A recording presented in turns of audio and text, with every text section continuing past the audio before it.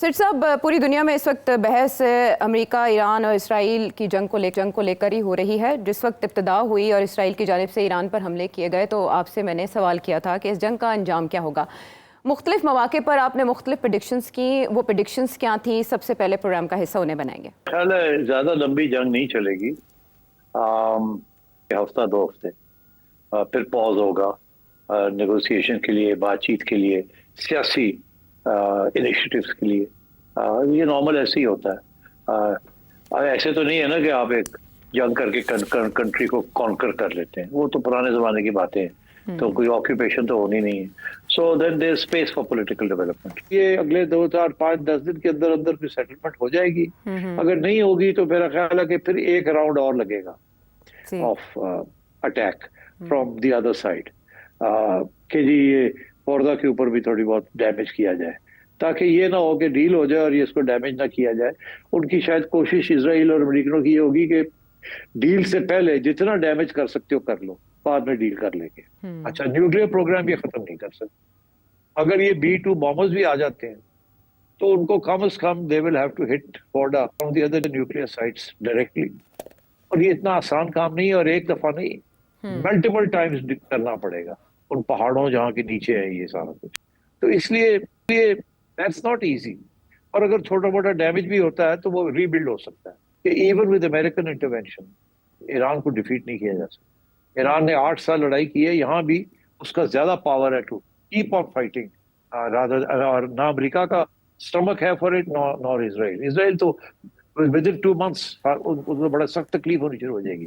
They will run out of ammunition, they will run out, उनकी तो लोग भागने शुरू हो गए वहां। मैंने कहा आपसे कि ईरान बहुत कुछ कर सकता है। अगर अमेरिकन बेसिस को उन्होंने अटैक किया है, दिखावे के लिए कुछ छोटा मोटा कर दिया, तो मेरा ख्याल है दैट विल बी ओके, कि भाई हमने किया भी है और नहीं भी किया, लेट्स टॉक नाउ। मैं समझता हूँ कि बड़ा लिमिटेड ये अटैक होगी, इससे ज्यादा नहीं होगी। उसके बाद I think cease fire may be arranged। अच्छा, 13 जून, 20 जून और 21 जून के करीब आपने ये पेशगोइयाँ की हैं। आपने बताया कितने राउंड्स होंगे, फिर उसके बाद क्या होगा।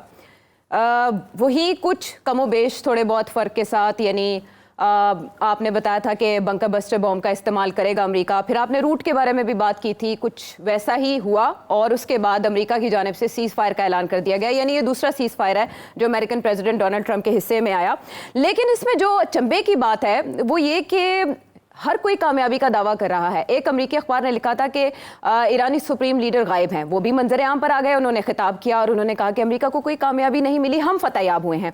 दूसरी तरफ इजरायली वज़ीर-ए-आज़म बेंयामिन नेतन्याहू ये दावा कर रहे हैं कि उन्होंने 2 बड़े खतरात का खात्मा कर दिया, मिसाइल प्रोग्राम तबाह कर दिया, न्यूक्लियर प्रोग्राम ईरान का तबाह कर दिया। डोनाल्ड ट्रंप तो ये कह रहे हैं कि उन्होंने इस जंग का अंजाम वैसे किया है जैसे जापान पर अटैक करने के बाद जंग, सेकेंड वर्ल्ड वॉर खत्म हुई थी। तो सिटी साहब, आपसे अब ये तो जानना है कि जंग असल में किसने जीती और तीनों दावे क्यों कर रहे हैं? अगर कोई एक है जीतने वाला, सिकंदर, और दूसरा ये कि कब तक आपको इम्कान लगता है बातचीत के आगाज का ईरान और अमेरिका के दरमियान? देखिए, हार और जीत तो तोला जाता है अपने मकासद पे। इजराइल का क्या मकसद था, क्यों उन्होंने ये सब कुछ किया, और अमेरिका का क्या मकसद था इजराइल की हमायत करने को, क्या वो कामयाब रहे या नहीं, और ईरान का मकसद क्या था कि अपना दिफा करना है और अपना न्यूक्लियर प्रोग्राम को बचा के रखना है और रेजीम चेंज नहीं होने देना। तो अब आप देखिए कि अमेरिका के बेशतर एनालिस्ट जो हैं, इंडिपेंडेंट एनालिस्ट, वो कह रहे हैं कि इजराइल का 3 मकसद थे। एक ये था कि न्यूक्लियर प्रोग्राम को कंप्लीटली डिस्ट्रॉय कर दिया जाए। दूसरा ये था कि रेजीम चेंज के बीज बो दिए जाए या उसको स्पीड अप कर दिया जाए, ताकि वहाँ एक प्रो अमेरिकन रेजीम आ जाए जिसकी बेसिस के लिए वो रजा शाह के बेटे कार्य कर रहे थे। और तीसरा ये कि ईरान को और इस्लामिक रेजीम जो है इसको हेड्स अप करा दिया जाए और इसको डिसआर्म कर दिया जाए, इसके हथियार। अब तीनों मकसद पूरे नहीं हुए। सो पहली बात तो यह है कि क्या न्यूक्लियर प्रोग्राम जो है उनका, उनके जो रिएक्टर्स हैं, उनके जो सेंट्रीफ्यूजेस हैं, जो एनरिचमेंट प्रोग्राम है, वो गया कि नहीं हुआ? नहीं हुआ। और मैं नहीं ये कह रहा, ये डोनाल्ड ट्रंप जो मर्जी कहे, कि अपनी एडमिनिस्ट्रेशन के लोग और independent British and American and European analyst सब यही कह रहे हैं, नुकसान थोड़ा बहुत हुआ मगर उन्होंने अपने आप को बचा लिया है, अपने प्रोग्राम को। और यहाँ तक ये बातें भी आ रही हैं कि अमेरिका ने अपनी अटैक से 2 दिन कबल ईरान को इतला कर दी थी कि अब डेफिनेटली हम फोर्डो और इस्फहान के जो रिएक्टर्स हैं उनके ऊपर अटैक करेंगे विद B-2 बॉम्बर्स। और उनके B-2 बॉम्बर्स चल पड़े थे अमेरिका से, तो क्लियर था कि ये होगा। और उसके बाद कुछ सैटेलाइट तस्वीरें भी आई है, इमेजेस भी निकले हैं कि उससे पहले जो सेंट्रीफ्यूजेस वगैरह थी और बहुत सा न्यूक्लियर आइटम्स थे, उनको ईरान ने वहां से रिमूव कर लिया। और वो ट्रकों की लाइनें लगी हुई हैं, वो आप सैटेलाइट इमेजेस भी देख रहे हैं। और तीसरी बात ये कि अगर वो भी इमेजेस हैं या सही नहीं, तो सारे हैं कि एंट्रेंसेस जो हैं फोर्डो से लोग नीचे जाते हैं, वहां थोड़ा बहुत ये बंकर बस्टर्स बॉम्ब जो हैं उसका नुकसान हुआ हो। मगर क्योंकि वो 300 फुट कंक्रीट पहाड़ के नीचे है, तो वहां उनकी इंडिपेंडेंट एनर्जी सप्लाईज भी हैं, तो उनको नहीं नुकसान पहुंचा होगा। तो इसलिए मैं समझता हूँ कि उन्होंने अपना जो फिशाइल मटेरियल है या तो निकाल लिया था वहां से पहले, और या वो सेफ है अभी भी, उसको नुकसान नहीं पहुंचा। और अगर इस फैसिलिटी को फिर से रीएक्टिवेट करना हो तो वो 3 से 6 माह के अंदर अंदर ठीक ठाक करके वो फिर से शुरू हो सकती है। तो इसलिए ये कहना कि जी ईरान का न्यूक्लियर प्रोग्राम जो है उसको हमने बिल्कुल तबाह कर दिया, दैट्स नॉट करेक्ट। तो ये मकसद तो पूरा नहीं हुआ। दूसरा मकसद ये रेजीम चेंज का, वो तो नजर आ रहा है, रेजीम बैठी हुई है।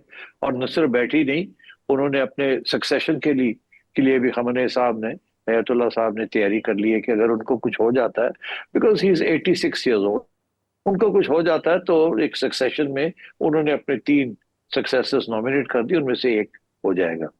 और तीसरी चीज ये कि उनका ये ख्याल था कि by assassinating the top command of the military, उनकी मिलिट्री कैपेबिलिटी जो है वो डिग्रेड हो जाएगी। अब बात यह है कि उनकी 2 मिलिट्री कैपेबिलिटीज है ना, एक है रेवोल्यूशनरी गार्ड्स है और एक उनकी नॉर्मल स्टैंडिंग आर्मी है। स्टैंडिंग आर्मी को तो कुछ नहीं किया उन्होंने, वो तो बाहर निकली नहीं और नहीं आई, तो वो तो सेफ है। मगर जो रेवोल्यूशनरी गार्ड्स हैं और उनके जो करते धरते हैं, उनको जाहिर है एलिमिनेट कर दिया है और साइंटिस्ट को एलिमिनेट कर दिया। मगर ये चीजें ऐसी होती हैं, साइंटिस्ट को तो रिप्लेस करना मुश्किल होता है, बट अफसरों को तो रिप्लेस करना नीचे से ऊपर आ जाते हैं, कोई that's not a big big issue. तो मैं समझता हूँ बाय एंड लार्ज इसराइल के जो मकसद था वो पूरा नहीं हुआ, अगर ये मकसद था। इसके अलावा अगर कोई और मकसद है तो वो फिर आहिस्ता आहिस्ता सामने आएगा। और मैं समझता हूँ कि उसके ऊपर भी मैं कुछ बता सकता हूँ आपको, जो कंस्पिरेसी थेरीज चल रही हैं, कि लॉन्ग टर्म कंस्पिरेसी थेरीज क्या हैं, व्हाट नॉट, कि क्या ये इसराइल को भी पता था कि वो डिस्ट्रॉय नहीं कर सकेंगे, उनको भी पता था कि रेजीम चेंज नहीं होगी, तो उनका कोई और भी लॉन्ग टर्म भी मकसद था ये काम करने का। अब वो लॉन्ग टर्म मकसद क्या था, उधर भी आ जाते हैं मुख्तसर से। वो ये आशा कि एक तो ये कि नेतन्याहू जो है ना, उसकी गवर्नमेंट गिर रही थी, उसने कुछ ना कुछ करना था अपने आप को संभालने के लिए। And this was one of the ways of prolonging his government, कि एक जंग के दौरान फिर आपको पता ही है लोग सारे इकट्ठे हो जाते हैं। और वो जो इलेक्शन आ रही थी, या उससे पहले इसके खिलाफ वोट ऑफ नो कॉन्फिडेंस होना था, उसने अपने आप को बचा लिया। यहाँ तक कि उसके खिलाफ करप्शन के केसेस हैं जो अभी भी सुने जा रहे हैं, और अदालतें घुमा रही हैं, पिला रही हैं। और अभी भी डोनाल्ड ट्रंप ने बयान दे दिया है कि जी ये अदालतें जो है नेतन्याहू को तंग ना करें, बड़ा अच्छा आदमी है, मुहिब्बुल वतन है, मेरा दोस्त है, इसको ना करें। तो एक तो नेतन्याहू की अपनी हुकूमत, अपनी जात का भी इंटरेस्ट था कि मैं कुछ ऐसी चीज करूं जिसके साथ अटेंशन डाइवर्ट हो जाए, लोग मेरे पीछे खड़े हो जाए। तो वो भी एक मकसद था। अगर वो मकसद था तो वो तो कायम, वो तो उसको कामयाबी हो गई है, क्योंकि वो सरवाइव कर गया। और अभी भी अनकरीब भी he is not going to be ousted. तो ये तो बचा लिया उसने अपने आप को। ठीक है। तो अब मगर बाकी जो मकसद थे वो तो पूरे नहीं हुए। और अमेरिका ने उनकी हेल्प की है, और अमेरिका को भी पता था कि ये उनका न्यूक्लियर प्रोग्राम है, ईरान का नहीं खत्म कर सकते, और इसलिए डोनाल्ड ट्रंप को भी उसने ईरान को आउट दे दिया। और सो मैं समझता हूँ कि अब ईरान का तो मकसद एक ही है कि रेजीम सरवाइव कर जाए, रेजीम चेंज ना हो। जब से ईरानियन रेवोल्यूशन हुई है, ईरान की रेजीम, अयतुल्लाह की रेजीम, ये इस्लामिक रेजीम का एक ही ऑब्जेक्टिव था, सर्वाइवल। और इसीलिए उन्होंने अपनी सर्वाइवल के लिए, जैसे कहते हैं ना, ऑफेंसिव डिफेंस रखा हुआ है। उन्हें पता था कि अमेरिका और वेस्ट पावर्स जो है इनको डिस्टेबलाइज करके इनको निकालेंगे, क्योंकि उन्होंने अपने मोहरे यहाँ लगाने हैं, और अभी भी उनका यही मकसद है।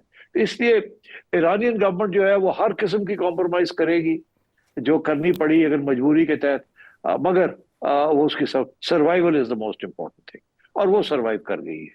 So I think Iranians have succeeded in surviving. नुकसान तो होना ही है इस किस्म की जंग के अंदर, जी। नुकसान हुआ भी है, मगर क्या मकासद किसके पूरे हुए?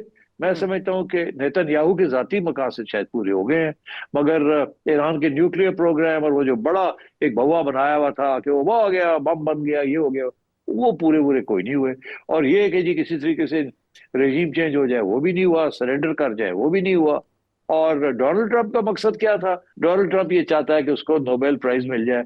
उसने हाथ पैर मारे इंडिया पाकिस्तान के, इंडिया तो तस्लीम नहीं करता कि उसने कुछ किया है, मगर ये ईरान और इसराइल के दरमियान जो सीज फायर करवानी है और उसके बाद कोई सेटलमेंट करवानी है, अगर ये करवा लेता है डोनाल्ड ट्रंप, तो जाहिर है भी डोनाल्ड ट्रंप के नंबर लग जाएंगे। एंड ही कैन से कि इतनी बड़ी चीज थी, मैंने ये मसला हल कर दिया, लड़ाई झगड़े थे, मैंने पीस करवा दी, और उधर भी मैंने करवा दी। तो आई थिंक डोनाल्ड ट्रंप आधा मकसद पूरा हो गया उसका, क्योंकि उसने लंबी जंग नहीं होने दी, और नेतन्याहू का भी हो गया और ईरानियन रेजिम का भी हो गया। नुकसान सबके थोड़े थोड़े हुए, इसराइल का भी काफी नुकसान हुआ है। वो कहते हैं कि नियरली $1 ट्रिलियन का नुकसान इसराइल का हो गया है। वो कहते हैं नियरली 500 बिलियन का नुकसान ईरान का हो गया है। जिनका सबसे ज्यादा फायदा हुआ है वो लोग जो हथियार बनाते हैं, हथियार बेचते हैं, वो है अमेरिका के अंदर द अमेरिकन आर्म्स इंडस्ट्री। सबसे बड़ा फायदा उनका हुआ है।